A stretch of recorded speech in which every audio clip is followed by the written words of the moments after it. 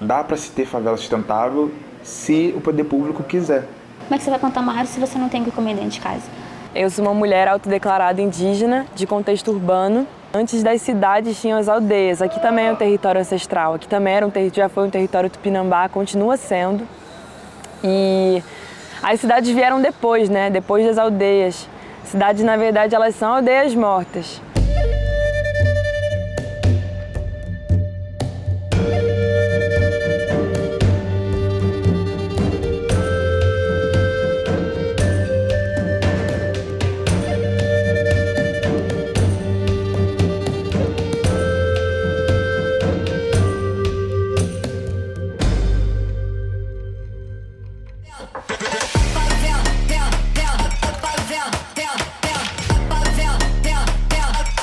Rio de Janeiro, aqui do CRJ, no Complexo do Alemão.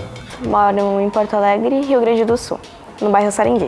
Eu sou um indígena urbano autodeclarado, estamos aqui na Praia Vermelha. Bem-vindo ao Quilômetro Machado. Eu curso aqui no Cefet Engenharia Ambiental, no campus de Maracanã. Eu moro aqui na Maré, eu sou da Nova Holanda. Normalmente o que eu vejo em sustentabilidade, algo que sustenta, algo que tem limite.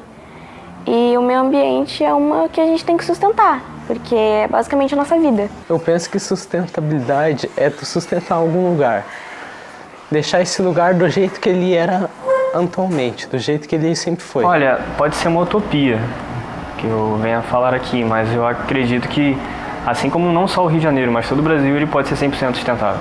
Quando eu falo sustentabilidade, eu penso em reciclagem. Mas trazendo sempre que essas técnicas relacionadas à preservação são técnicas que a gente utilizou na nossa ancestralidade. Eu acho que o único caminho mesmo é o lugar de questionamento, já que a gente não tem resposta, é se questionar, questionar o outro, provocar, trazer essas provocações para o dia a dia. Você está preocupado em sobreviver e aí o resto acaba sendo secundário porque você está preocupado com a sua própria sobrevivência, mas a sobrevivência do coletivo também é a sua sobrevivência. A gente sempre viu muitas pessoas queimando lixo e a gente nunca soube o porquê. A nossa professora até disse que era sobre porque o caminhão de lixo não passava na rua. Daí sempre tinha pessoas indo para lá queimar lixo e a gente sempre achou errado. Daí deu uma ideia que a gente queria falar sobre isso. Os grandes empresários, pessoas que não estão nem aí para o que a gente está falando agora, por exemplo, são pessoas que não se importam, acham que são superiores à natureza e que por isso nunca vão sofrer com as consequências, sendo que todo mundo no final vai sofrer. Tem uma rua que é a rua da pracinha de skate. Sempre que eu venho, tá cheio de lixo lá também. Na rua da minha casa sempre alaga. Com essas queimadas que vêm acontecendo, né, com essas catástrofes climáticas, não tem como não ficar preocupado, né, causa um desespero, porque por mais que a gente já imaginasse essas coisas, ver se materializando na sua frente é quase como se fosse um pesadelo. A gente está aprendendo sobre o racismo ambiental. Aí, sobre o meio ambiente, é isso. Os direitos que a gente tem. Coisas que eu nem sabia que isso era um direito. E mostrar para as pessoas em casa, né? Porque eles querem mostrar mais o foco de criminalidade, o morro, o complexo, é só crime. Eles têm que reparar que a gente precisa de outras coisas. Vem desde o momento da invasão, com a extração do pau-brasil, entendendo a terra como se fosse esse lugar de extração mesmo, né? E é isso, a tentativa dos povos indígenas de continuarem cuidando da terra e o agronegócio tirando esses povos dos seus territórios porque vem como se fosse algo vendido. A gente tem uma ideia muito equivocada do que seria, né, o meio ambiente, a natureza, quando na verdade faz parte da gente estar ali o tempo inteiro. Vejo a natureza como parte de mim mesmo. A gente começa a enxergar a natureza como se fosse paisagem, né? Como se tivesse a serviço dos nossos olhos ou dos nossos desejos. Acaba tratando como se fosse um produto, quando na verdade é um ser vivo. Hoje eu vejo rios que não dão para tomar banho, como o Rio Guaíba, Lago Guaíba, por causa que está muito poluído, não tem como tomar banho lá dentro, que senão tu pega uma doença, uma infecção, alguma coisa e tu morre numa cama de hospital.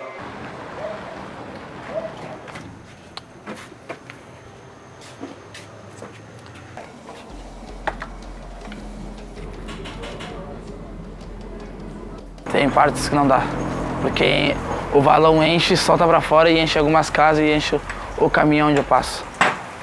Então não tem como eu ir pra escola. Cara, hoje em dia tá muito escasso. Você vê que o meio ambiente tá quebrado. Tá ruim, a gente joga lixo na rua, a gente não pode ser hipócrita de dizer que a gente não joga. Muitas enchentes e chuva é causada por nós mesmos. Esse é um lugar de pessoas órfãs, que a gente foi tirado da nossa mãe, a gente foi quase abortado, porque a gente nasce no concreto, a gente nasce sem saber se relacionar com a natureza, e não é só com a natureza externa, é com a nossa interna. Como que a gente vai querer controlar novas tecnologias se a gente está se perdendo da principal tecnologia, que é a tecnologia da Terra? Mas eles têm medo de que essa tecnologia volte com força, porque quando isso acontecer, como diria Nego Bispo, o asfalto vai derreter. Para o mundo ser melhor, a gente tem que entender o nosso papel enquanto sociedade. E não culpar só o poder público. O poder público ele tem uma parcela grande com relação a isso, mas nós, enquanto sociedade, nós temos uma parcela muito grande. E a partir do momento que a gente muda a nossa perspectiva sobre o que é o meio ambiente, a gente consegue, de fato, ter um olhar sobre o que é a nossa natureza. Cara, eu acho que para uma favela ser sustentável tem que vir desde criação. Porque não tem como você chegar agora e ensinar para as pessoas que moram dentro do território que algumas práticas que eles desde pequeno já têm. Os pais praticam e a criança repete. Os pais são uma referência para a criança, não é mesmo? Eu acho que a parte de sustentabilidade não tem vindo, sim, somente do poder público, mas o poder dos moradores. Meu pai falava que se eu quero para o meu futuro e para o futuro dos meus filhos algo bom, que eu tinha que cuidar por agora para os meus filhos ou para o pessoal futuro poder viver em paz e poder vivenciar esse meio ambiente bonito. Eu acho que é isso, uma comunidade mais coletiva, sabe? Uma ajuda maior do governo. Como eu sou daqui, eu gosto até que bastante de falar desse assunto, ainda mais sobre o governo e os projetos sociais, porque às vezes é muita falta de verba, sabe, para os projetos sociais. Eu acho que eles deveriam apoiar mais, até porque às vezes os professores tiram do seu próprio bolso ou não recebem nada para manter um projeto social. A gente tem um curso no LUTES, que acontece aos sábados, e a gente, acho que a gente teve 2 aulas já, a gente viu sobre tecnologias ambientais e sobre o racismo ambiental. A gente está aprendendo que a gente não devia ter as coisas que a gente tem aqui, tipo o esgoto a céu aberto, os alagamentos, o lixo que fica muitas vezes a céu aberto. Tem locais que tem bastante árvores do lado da minha casa, assim, tem árvores. No meu quintal tem árvores, tem 3 árvores. E um pouco mais para cima também, é um local que tem bastante árvores. Isso aí já vem da época do meu avô plantou e a gente vem cuidando. É importante porque ajuda a gente, né? Onde não tem árvores, tu pode ver que é um pouco mais calor do que onde tem árvore. Precisamos cuidar da natureza para aflorescer. Tipo, se vem uma entidade e quer tal planta, e se nós não cuidar, não vai ter como nós entregar para eles. Eu aprendi bastante coisa lá na horta. Eu aprendi sobre a terra também e aprendi a plantar. A gente plantava bastante alface, a gente vendia no final de semana. O que a gente plantava na horta, a gente usa para comer no almoço. Isso é muito legal. Quando eu era pequeno, até hoje em dia, o meu pai ele tem uma mini hortinha dentro do nosso pátio.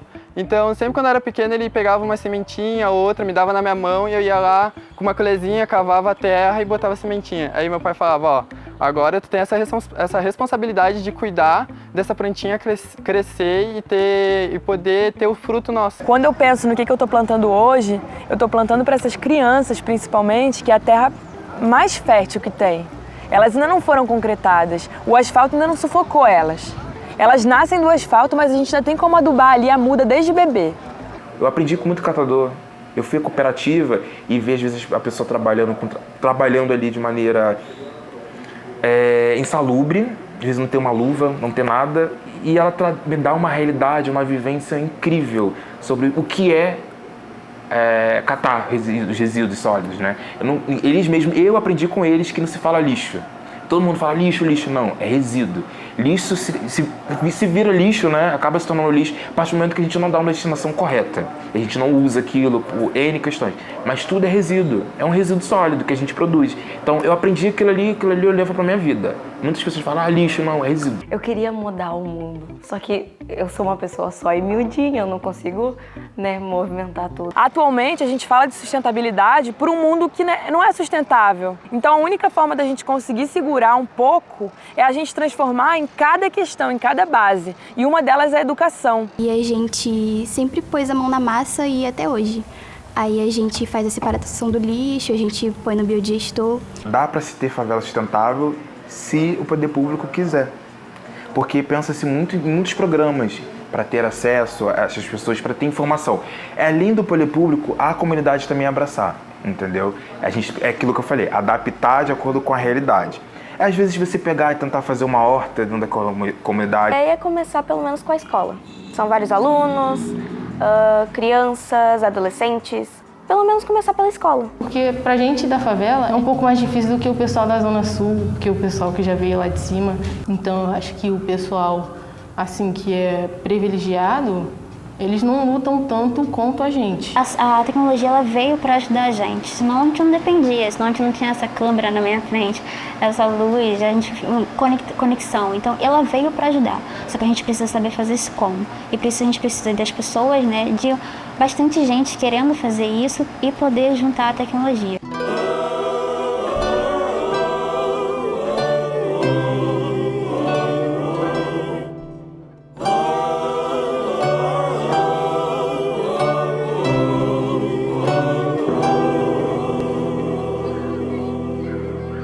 Para mim, o futuro, ele nada mais é do que a semente que a gente coloca no hoje, né? Não adianta a gente colocar uma semente de urucum e esperar que cresça uma árvore de jenipapo. Eu acho que a única palavra que me vem quando eu penso em sustentabilidade, que pode ser algo próximo de de algo efetivo, é comunhão mesmo. O superpoder que eu queria ter é o poder da fala, para poder conscientizar as pessoas sobre o que está acontecendo sobre o nosso planeta. A gente fala muito do futuro sustentável, mas na verdade a gente tem que olhar para trás. O futuro ele é ancestral, como já dizia o Ailton Krenak. Acho que eu vou tentar o meu máximo para pedir para fazer cartazes, espalhar, colar cartazes pelo mundo todo. Alguns lugares que são muito populados, colar cartazes, juntar pessoas, conversar com elas, dizer, vamos fazer um projeto para acabar com essa poluição. Tá dando muita doença, muitas coisas tristes. Inútil, mas a gente vai fazer e não vai conseguir. A gente vai sim. Pensando positivo, assim, a gente sempre consegue.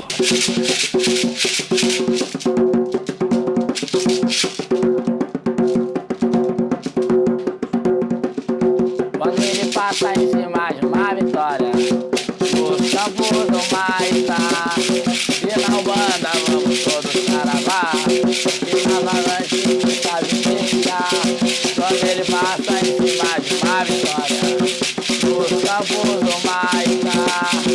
E na banda vamos todos caravar, e na avalanche sabe iniciar. Se eu ver a mar, fogo na lua, se eu me mate algum delay, o Cunhara, seu Naruê, quem ser algum mexer, se eu ver a mar, fogo na lua, se eu me mate algum delay, o Cunhara, seu Naruê, quem ser algum mexer. Foi na porta do mar, eu vi você, Calonga perguntou por nós algum mexer. Foi na porta do mar, eu vi você, Calonga perguntou por nós algum mexer. Auê, auê, auê, eu vou mexer. Auê, auê, auê, eu vou mexer. Auê, auê, auê, eu vou mexer. Auê, auê, auê, eu vou mexer. Eu lavei algum, andar dentro do cavalo, sua lança na mão, sua espada do lado. O mar é grande, deixa correr, nós vamos caravar algum mexer. Nós vamos caravar algum mexer. Lá vem algum, montado em seu cavalo, sua lança na mão, sua espada do lado. O mar é grande, deixa correr, nós vamos caravar